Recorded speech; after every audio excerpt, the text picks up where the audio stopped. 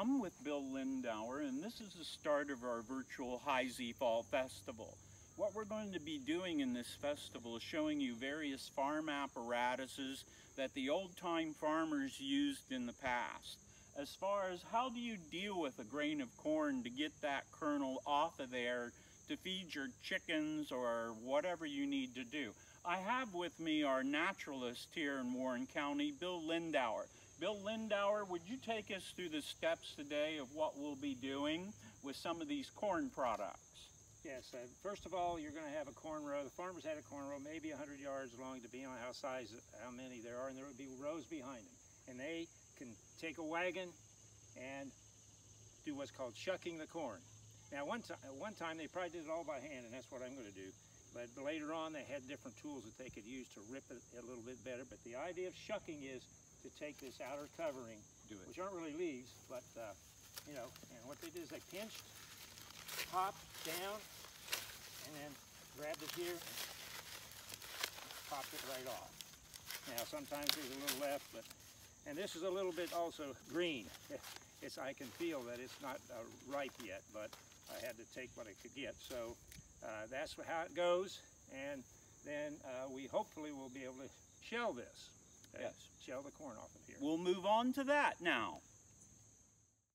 Okay, now we have the corn. What do we do with these cobs, Bill? Well, it's nice to get them off of there. When early pioneers, I mean very early pioneers, had to do it by hand. You just knock one row down and then spin it with your hand and knock the rest of them off. What is this device? This is a corn sheller. It takes 99% of the corn off, and it supposedly puts the corn down here and the cobs up here. Now, the cob may or may not come out. Sometimes they don't for a while. You so crank we may it not by see that. hand power, correct?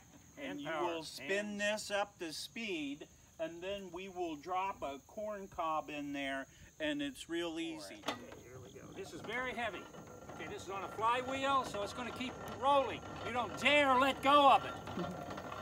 Let me know when you're ready. I am ready. 1, 2, 3. Bill, what is the next step with this loose corn? Okay, we're going to grind it, and this is another wonderful invention back in the probably 1850s or around that era. And what you do is this doesn't have a flywheel like that one, so it's all your power, and so it's a lot harder to do this for a long period of time, but you can do it once you get strong enough. There you go. Okay, so here we go.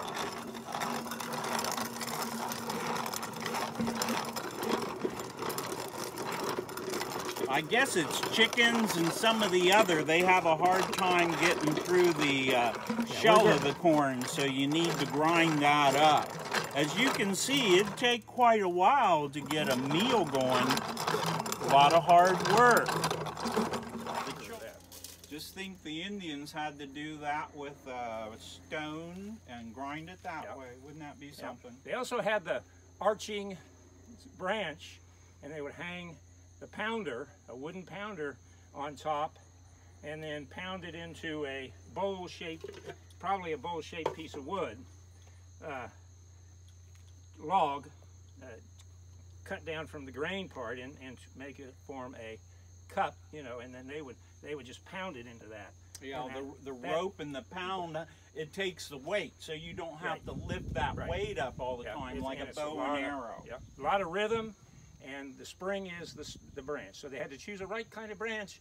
They had the knowledge of the forests to know what branches to use and what branches not to use.